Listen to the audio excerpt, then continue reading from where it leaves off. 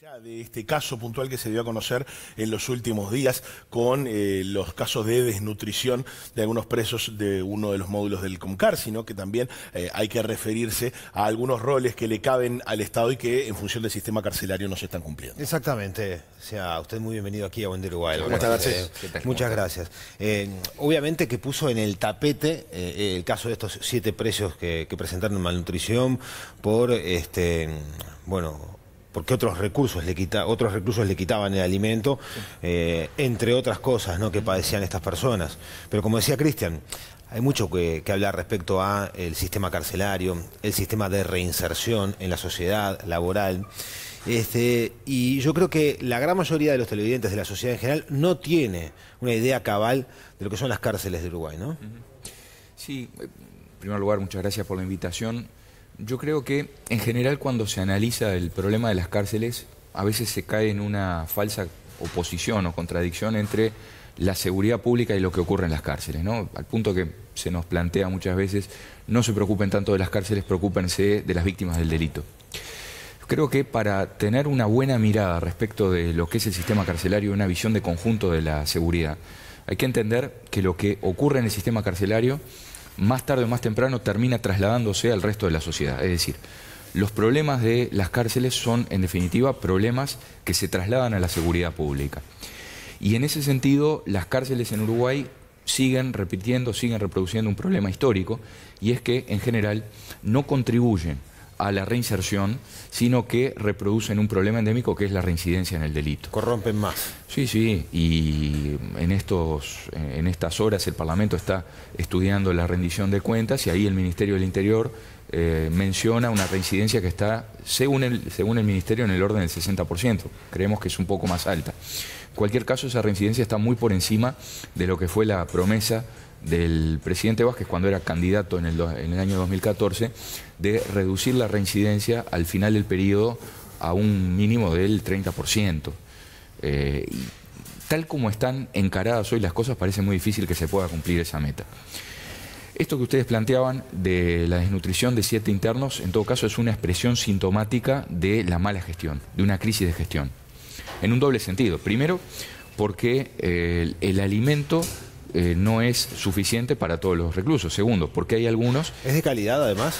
No, evidentemente que no, y esto en realidad se podría prevenir de una manera muy sencilla si se cumpliera la ley.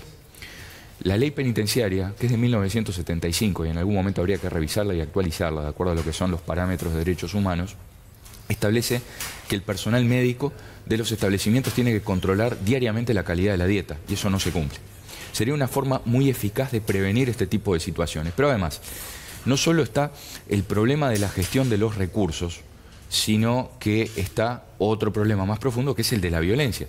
Porque si algunos no tienen para comer es porque otros les arrebatan el alimento a aquellos.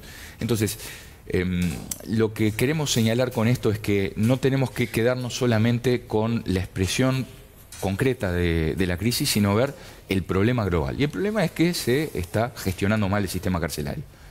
Básicamente es eso. Y como se gestiona mal, el resultado está a la vista. Hay reincidencia. Y como hay reincidencia, eso incide negativamente en la seguridad pública. También ocurre que, por muchas veces se dice que la cárcel continúa, digamos, lo que es la formación de delito. Pero pongamos el caso de aquellos reclusos que sí tienen voluntad de salir adelante, que esperan cumplir su condena y tratan de pensar que sí, que la reinserción va a ser posible. Al salir se encuentran un escenario que les es muy hostil. Sí, sí. Y primero tienen que ser muy persistentes en esa voluntad de hacer bien las cosas. ¿Y cómo se mantiene? Porque, a ver, cuando entra alguien que...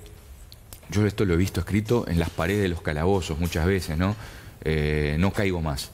La idea esa, no caigo más, no quiero volver nunca más a estar preso ni a estar en una comisaría. ¿Puede realmente llegarla a sostener una persona? Me pregunto, si está en medio de un ambiente de violencia, de consumo de drogas, ¿hasta dónde realmente puede llegar esa voluntad de la persona de salir adelante y hacer bien las cosas?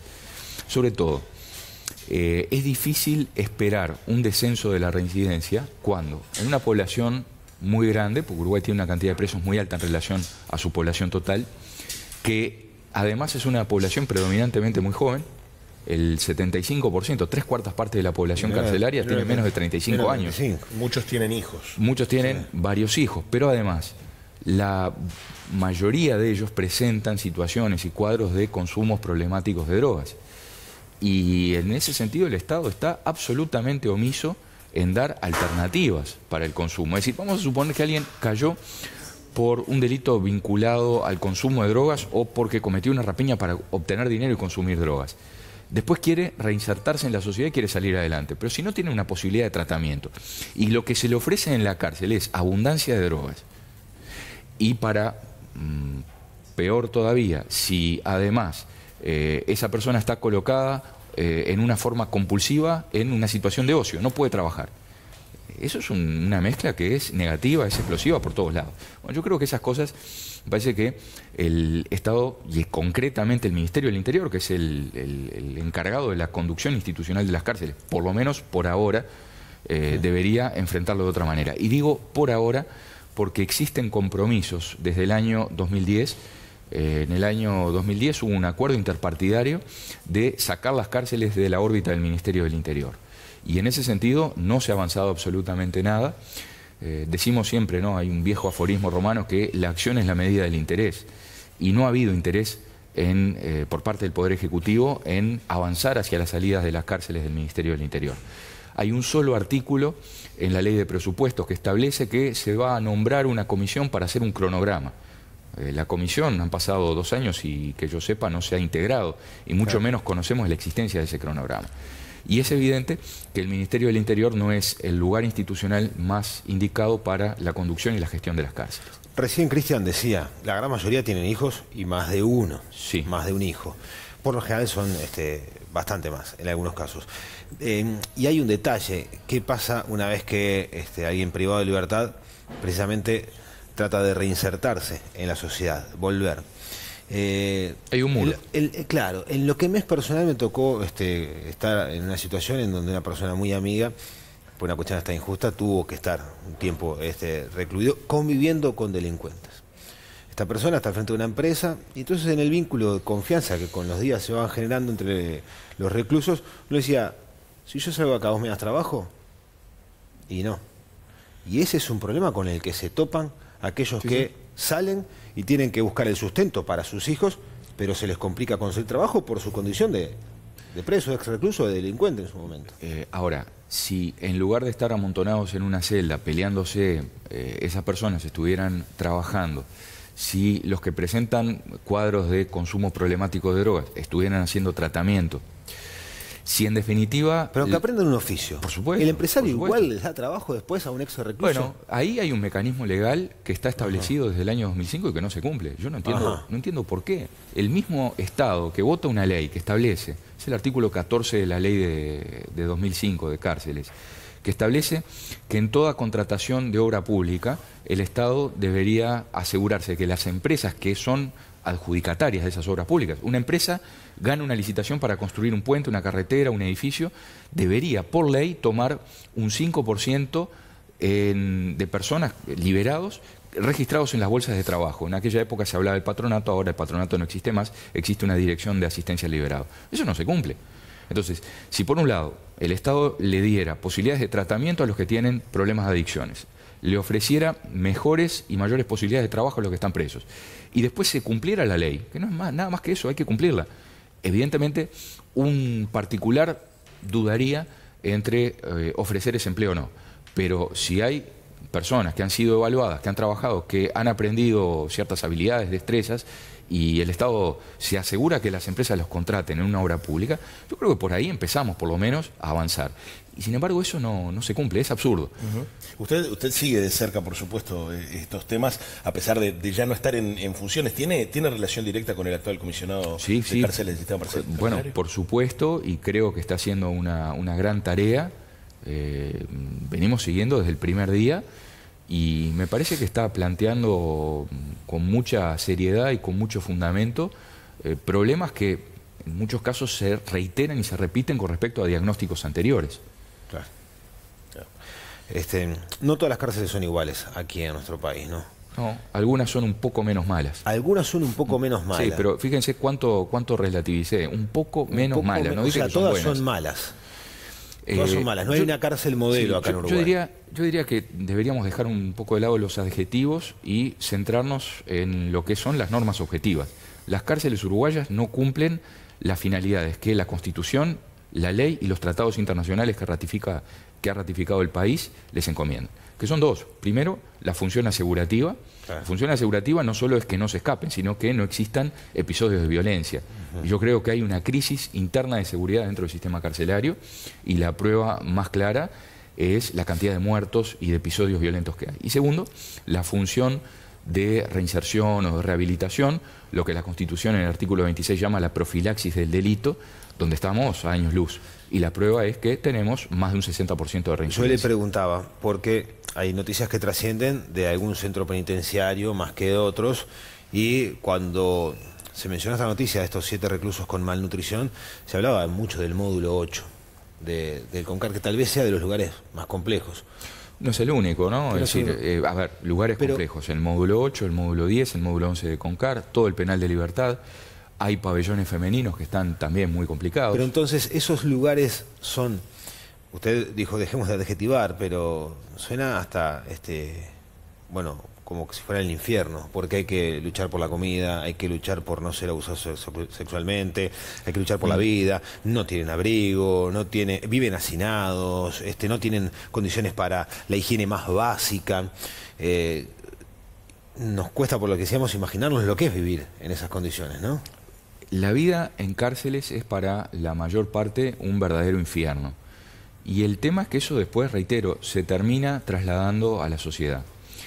Es una mala apuesta desde el punto de vista de la gestión de la seguridad pública. Lo grave y lo más preocupante de todo es que hoy no hay en el Ministerio del Interior un problema de falta de presupuesto. El presupuesto del Ministerio del Interior es enorme comparado con lo que era históricamente. Es decir, el Parlamento Nacional, a través de 2 leyes de presupuesto, la del año 2010, vigencia 2011, y la de 2015, vigencia 2016 y años siguientes, le ha atribuido al Ministerio del Interior un presupuesto formidable para la gestión de la seguridad pública. Vemos en ese sentido que del presupuesto total del Ministerio, prácticamente el 70% se destina a un programa, que es el programa 460, Prevención y Represión del Delito, y que a las cárceles, el programa 461, que es el programa de privación de libertad, la gestión de la privación de libertad, se le asignan alrededor del 11 a 12% de los recursos. Es decir, ya internamente hay un problema dentro del Ministerio del Interior, que es la asignación de los recursos. La torta, es decir, el presupuesto del Ministerio del Interior es muy bueno. Hay una primera cuestión y es, ¿cuánto se destina de ese presupuesto a la gestión carcelaria? Y lo segundo, de lo que se aplica a la gestión carcelaria, ¿cómo se ejecuta el gasto? Es decir, ¿con qué nivel de eficiencia se ejecuta el gasto? Y en ese sentido, los resultados son pobrísimos, son menos que regulares. Ayer el ministro del Interior hablaba de lo que considera un éxito en el descenso de las rapiñas. Yo quiero puntualizar respecto de esto que la promesa que se hizo en el año 2014 por el entonces candidato y hoy presidente Tabaré Vázquez no fue el descenso de las rapiñas, sino que fue una promesa global de bajar un 30% los hurtos y las rapiñas y bajar la reincidencia un 30%. En lo que refiere a los hurtos y rapiñas, no se produjo el cumplimiento, ni siquiera hay una tendencia hacia el cumplimiento. Porque una cosa es que se hayan bajado las rapiñas o la denuncia de rapiñas en ciertas zonas donde se aplica un programa intensivo que es el PADO, pero todavía no se ha explicado por parte del Ministerio denuncias de ciudadanos que dicen que cuando van a la comisaría, conductas que en principio son rapiñas terminan siendo calificadas como hurtos. Entonces, bajan las rapiñas, pero han aumentado los hurtos. El Ministerio del Interior tendría que explicar cuáles son con claridad los criterios que utiliza. Y por otro lado, el tema de la reincidencia. Estamos muy lejos que se cumpla, y lamentablemente, pues nosotros querríamos que se cumpliera, el objetivo de bajar la reincidencia un 30%. No se va a bajar la reincidencia mientras no se corte el circuito criminal que existe entre mafias que están dentro de las cárceles con el afuera, y eso es por la vía de la utilización de celulares. No se va a bajar la reincidencia mientras no se lleve a la práctica ese plan de atención a las adicciones que estamos reclamando. Sobre todo, no se va a bajar la reincidencia si el propio Estado no cumple la ley que votó, que es esta, que permitiría esa ley que hablaba del 5% en la contratación de obra pública, que podría posibilitarle por lo menos a una buena parte de los liberados, esos que tienen muchos hijos y que tienen familia, procurarse honestamente el sustento. Álvaro Garcés, comisionado, un placer recibirlo aquí en Buen Día Uruguay. Les agradezco mucho la atención. A las órdenes.